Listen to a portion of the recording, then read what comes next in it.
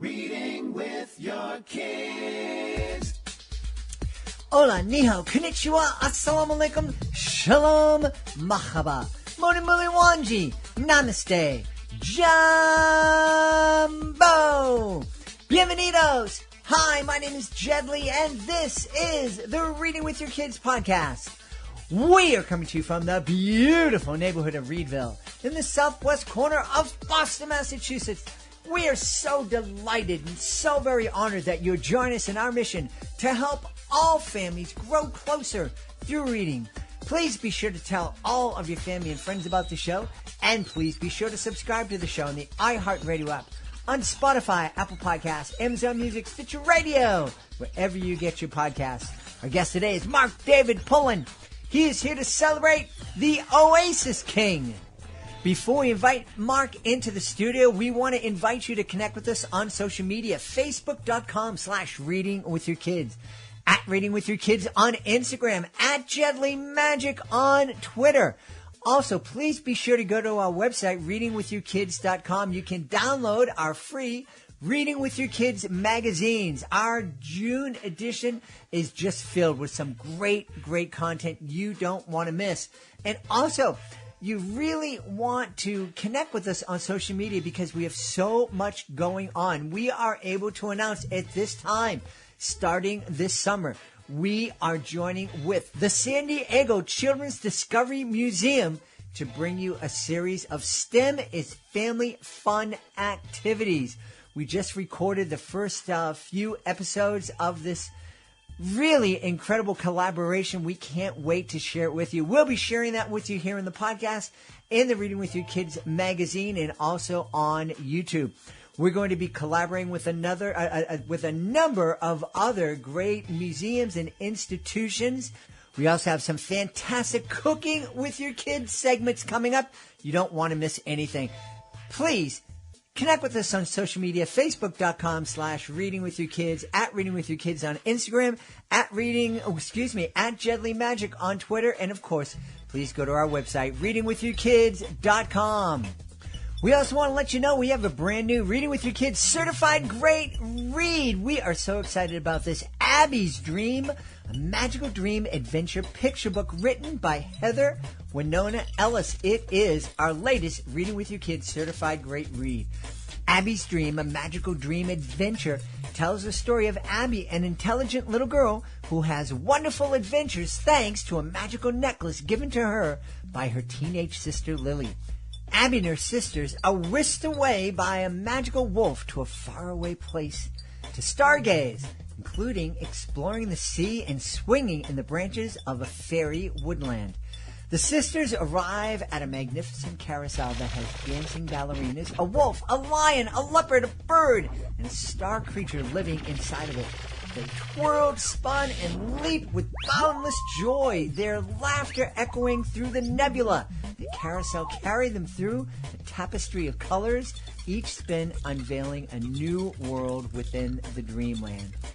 With bold and vibrant illustrations paired with the right content, Abby's Dream, a magical dream adventure, will surely become a memorable book in your child's life. The detailed and whimsical illustrations transport us into the story and make us want to join Abby and her sister on their adventure. Really is a fun book. We love it. Congratulations, Heather Winona Ellis. Abby's Dream, a magical adventure, is our latest Reading With Your Kids certified great read. Join us right now from the beautiful state of New York. Our guest is here today to celebrate his debut middle grade novel. It's called The Oasis King. Please welcome to the show, Mark David Oullen. Hey, Mark, how are you? I'm doing very well. Thank you for having me on today. I'm delighted to have you on, and I can't wait for you to tell us all about The Oasis King. Okay. Well, it is, like you said, my debut novel. It is a middle grade novel for ages 8 to 14. But I actually wrote it to be a great read aloud. So the purpose of this story is to keep the adults engaged as much as it is the children. So I wrote every chapter so that it would end on something of a cliffhanger.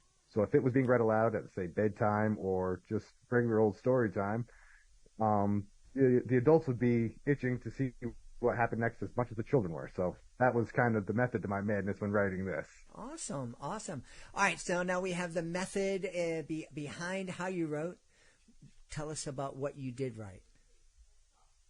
Well, it's a action-adventure story with elements of science fiction and fantasy. The three young boys are swept away. They're searching for adventure. They get swept away to the Valley of the Oasis, a strange and primal paradise. And while they're there, they meet a lone hunter and his dogs, who are also stuck in the valley, but they're also trapped in conflict with a malevolent stranger. Ooh, sounds like fun. Yes, sir. Yeah. Well, I have to tell you, I think I shared on the podcast, I had a thrilling experience where I was, well, not so much swept away, but was running after my dog in the Adirondacks when I was 11 or 12 years old. And when we finally caught up to each other, I discovered I was lost. And then I had an adventure trying to find my way back to my family in the campground for the next 12 or 13, 14 hours. Oh, wow. That is quite an adventure. Yeah. Yeah, it was. And I don't ever want to do that again. Yeah, I can't say that I blame you. That sounds, even as a 35-year-old man, that sounds terrifying. So what was the inspiration for the Oasis King? Well, the Oasis King, I wrote it for my now 6-year-old son, I'm sorry, he just turned 6.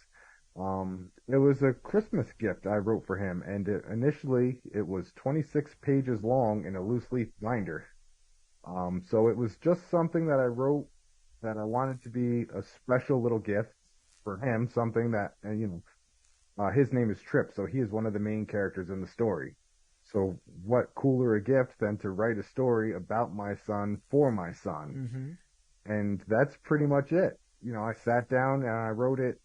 I think I started right around Thanksgiving, and it was printed and ready just about Christmas time. So that was the inspiration, was I wanted to create something fun and special and unique for my son for his first Christmas.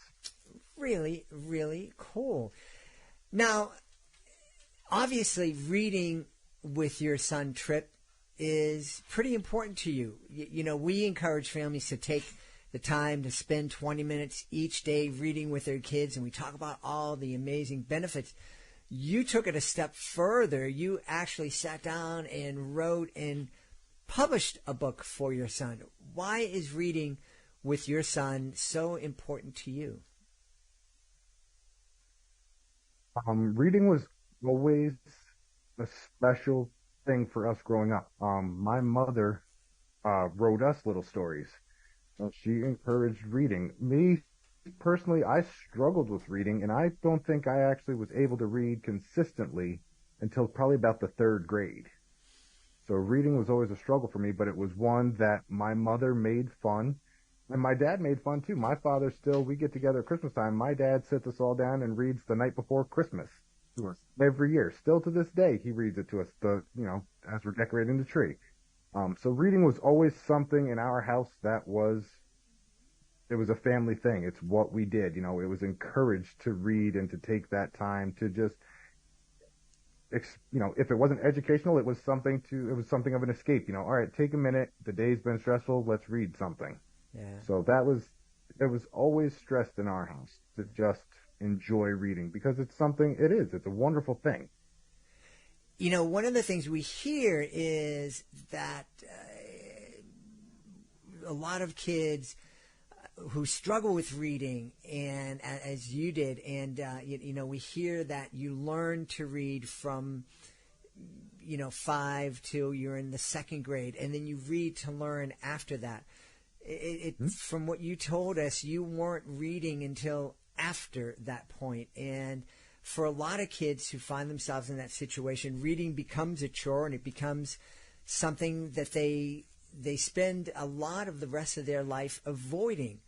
You, on the other hand, you took the struggle and you still fell in love with it. Was it the way that your parents presented the struggle and helped you through the struggle that made all the difference for you? I can say yes to that, and I can say that I had a lot of people helping me. An interesting story is when I was in elementary school and I was learning, when we'd go to the library for class, I remember there was one particular, I think she was an assistant librarian.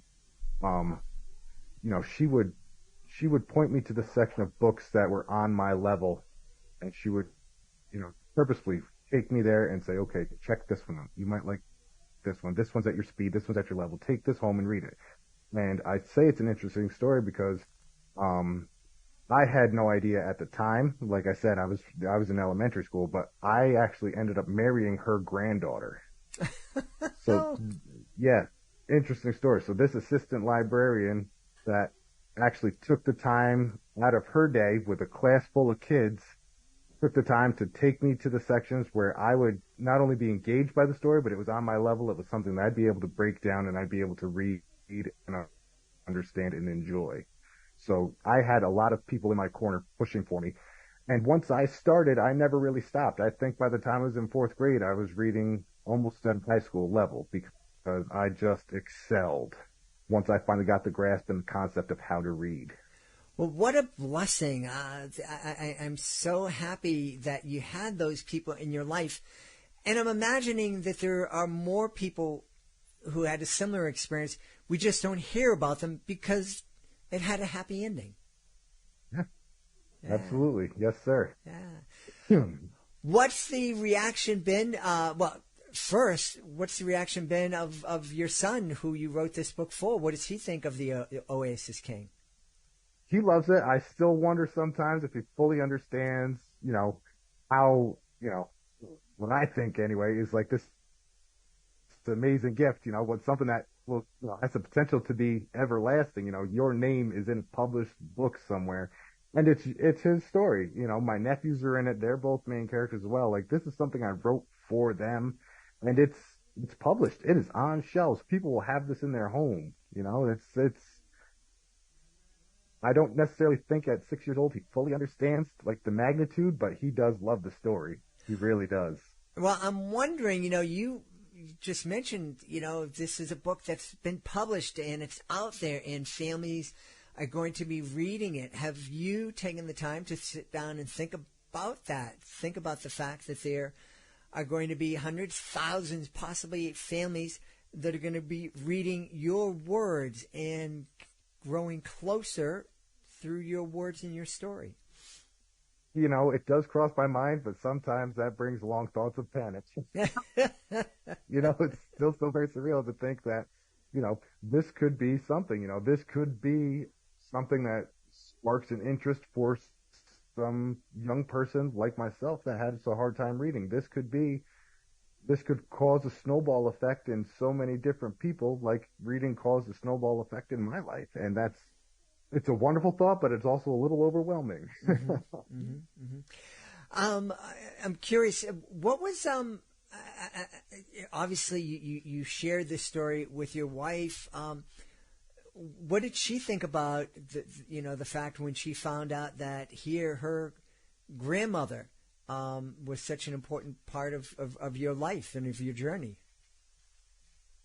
I have to tell you that I think it's a little overwhelming for her to know that, you know, her family, even back then, before we got together, like years and years before we got together, her family was a tent pole in my life. Her grandmother pretty much held my hand in school for reading. Like it's a wonderful, amazing thing.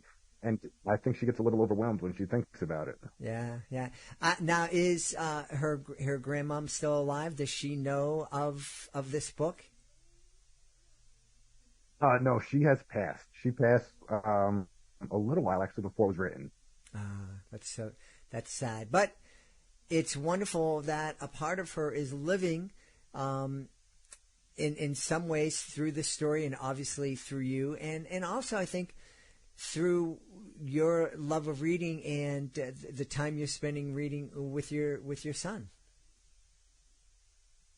Yes, sir.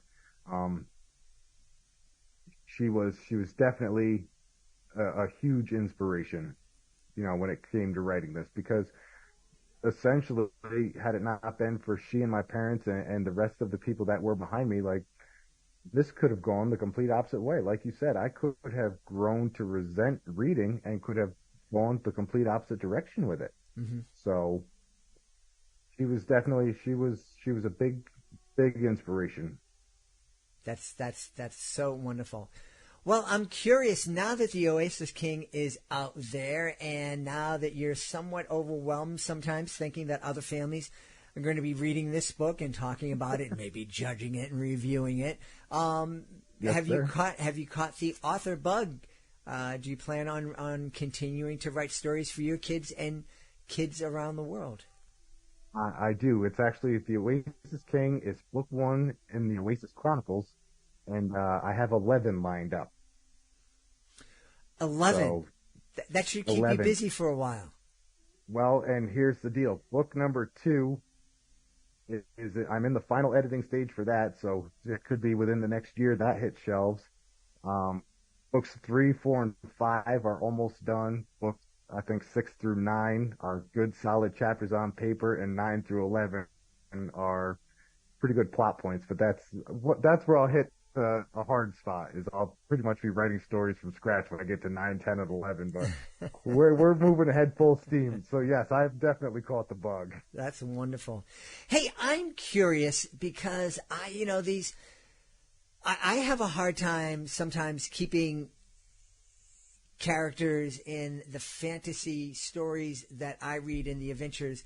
I have a hard time sometimes, keeping the characters straight, and absolutely anytime that there's a new kind of universe and new laws of physics thrown into a story, I have a real hard time keeping those elements straight in my mind. Is that something that you struggle with as an author at all? Do you have a way to keep all those things straight in your mind as you're writing?